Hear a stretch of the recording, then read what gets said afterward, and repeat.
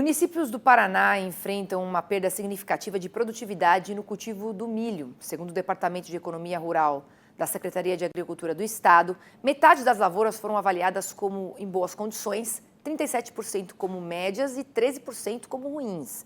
Para o milho segunda safra, a perspectiva é melhor. 86% das lavouras estão em boas condições. Em Mato Grosso do Sul, o milho primeira safra também sofreu com estresse hídrico. Em Laguna Carapã, que fica no sul do estado, o calor intenso provocou perda de produtividade em 50% das lavouras. E como é que será que fica a previsão do tempo neste feriado prolongado?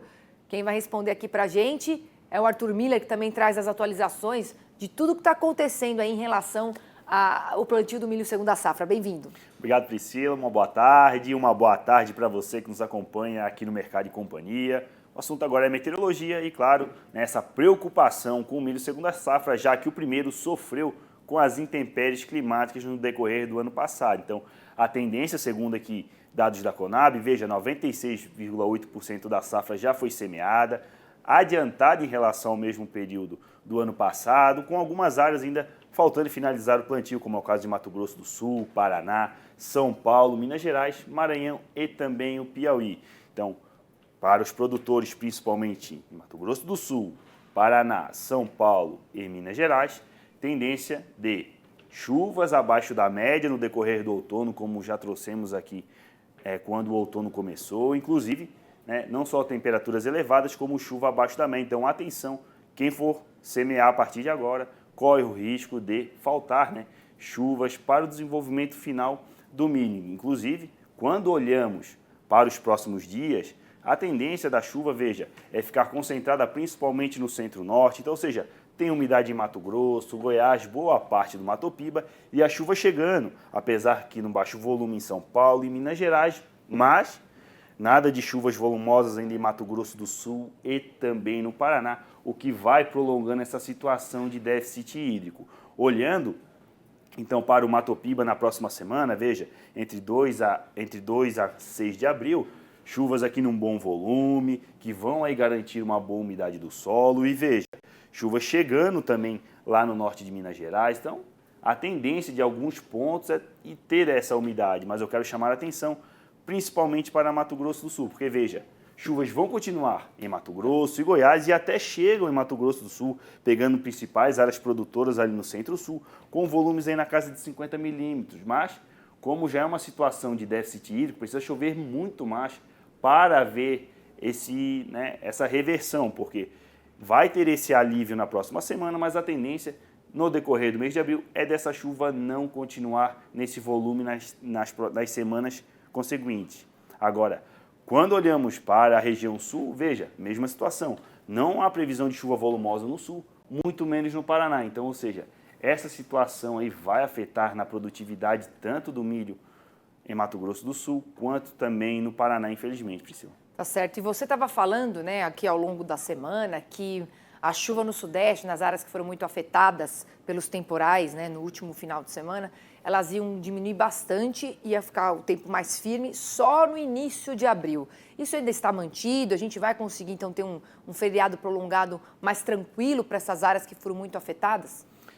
Tendência é que essa chuva ainda continue, ao menos até sexta-feira. Como podemos ver aqui nas imagens de satélite, um ciclone se formou lá longe no oceano, que ainda ajuda a canalizar essa umidade sobre o centro-oeste e região sudeste. A tendência é dessas chuvas continuarem nos próximos dias, mas não num volume tão alto como os ocorridos aí, ao menos nos últimos 5 dias. Mas, claro, mesmo que seja pouca chuva, 20, 25 milímetros ao dia, já são regiões aí que o solo se encontra com excesso de umidade, então fica ainda esse alerta para possíveis alagamentos e deslizamentos na região sudeste. Mas é uma chuva que ajuda principalmente a manter a boa umidade na região norte, centro-oeste e veja, chuvas também chegando lá na região nordeste do país. Olhando para o tempo então em Passo Fundo, no Rio Grande do Sul, chamando a atenção, quinta, hoje o tempo é ensolarado, mas amanhã e sexta-feira, risco de temporais ao final do dia, com máximas aí de 25 graus e mínimas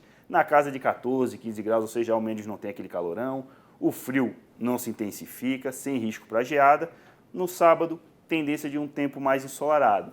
Olhando para no decorrer de todos os estados, no decorrer desta quarta-feira, tendência de chuvas por boa parte do país e, claro, tempo firme ainda em parte do Acre, sul do Brasil, sul de Mato Grosso do Sul e também interior do estado da Bahia. Máximas hoje ainda na casa dos 30 graus, sem produzir estresse térmico nas lavouras, mas ajuda aí nesse déficit hídrico, principalmente em Mato Grosso do Sul e Paraná, porque não tem jeito, chove pouco, mesmo não estando aquele calorão, temperaturas elevadas acabam contribuindo com a evapotranspiração potencial. Calorão mesmo, ainda lá no Pará, com máximas na casa de 35 graus, Priscila. A gente está sentindo, né, que a temperatura realmente deu uma amenizada, né? A gente não está mais passando aquela onda de calor, isso ajuda não só a gente, mas ajuda também, claro, toda a produção. E me fala uma coisa, Arthur, agora falando sobre arroz. A colheita, ela está atrasada? Como é que estão aí as áreas em todo o Brasil? Segundo aí dados da Conab, está um pouco atrasada assim em relação ao mesmo período do ano passado, se encontra com 24%. Ano passado estava com 35%. Então, Santa Catarina e Goiás estão adiantados em relação ao mesmo período. E veja, quero chamar a atenção principalmente para o Rio Grande do Sul, que se encontra aí com 17% da safra colhida e na semana passada sofreu com aqueles temporais, com as rajadas de vento em diversos municípios que passaram aí dos 100 km por hora e acabou causando principalmente aí acamamento nas lavouras, prejudicando aí os trabalhos em campo. Então, a situação é a seguinte, né, olhando até para a questão de temporais.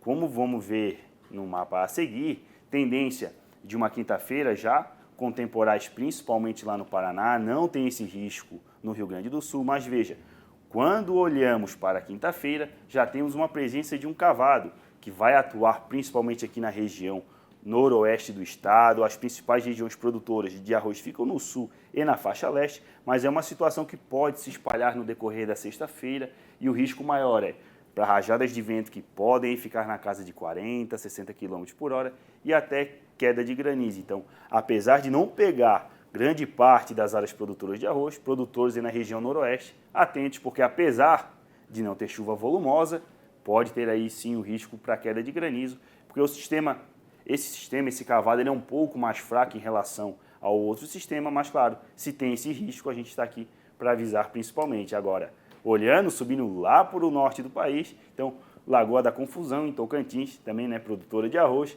tendência de temporais também na quinta, sexta e no sábado, lá, só que as máximas estão elevadas, 30, 32 graus, só que são chuvas aí que não devem prejudicar os trabalhos em campo. Então, ou seja, é Lagoa da Confusão, mas estão de boa na Lagoa. Está de boa na Lagoa. Ótimo, viu, Arthur? Muito bom. Deixa eu te falar uma coisa. Vamos para a interatividade, hora boa aqui da nossa programação do Mercado e Companhia.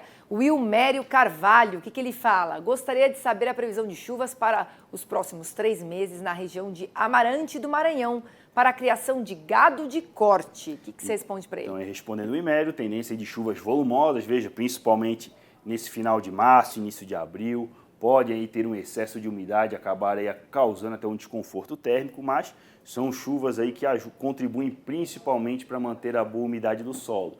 Olhando para a questão das temperaturas, então, temperaturas aí que não causam estresse térmico no gado em confinamento. Veja, máximas aí oscilando entre 30 e 31 graus, com mínimas aí na casa de 20 e 22, então, ou seja, vai ter ganho de peso aí para os bovinos, então ele vai ter uma boa produtividade, porque o gado vai deslanchar, porque o que acontece? Quando tem o estresse térmico, acaba tirando o apetite dos animais, então o clima aí vai contribuir aí para o pessoal de Amarante do Maranhão. Hoje a gente ainda tem o quadro Raio-X da Pecuária, você fique por aí que tem entrevista interessante para aumentar a produtividade. Vamos mais uma aqui? Tem essa, olha, Isaías Rodrigues. Gostaria de saber a previsão do tempo para os próximos meses no município de Carnaíba, no Pernambuco. Então, notícia boa aí para o Isaías, porque veja, chuvas aí com bom volume em Carnaíba, em Pernambuco, veja, somando em cerca de 270 milímetros no decorrer tanto aí do final de março, se estendendo para o mês de abril, que é o período que as chuvas retornam para a região, mas aproveitar aí essa umidade que chega agora, porque o que acontece? Chuva já começa a cortar aí a partir de maio, somando aí praticamente 40 milímetros na primeira semana, praticamente não chovendo quase nada no mês de junho. Então, ou seja, aproveita agora que a chuva está voltando na época que vai voltar mesmo, porque não vai ter chuva aí praticamente no mês de maio, nem no mês de junho. Tá certo, Arthur. Olha, quero agradecer muito sua participação aqui e até depois, porque você vai folgar. Exatamente. Obrigado, Priscila. Uma boa tarde, até segunda-feira. Uma boa tarde para você que nos acompanha.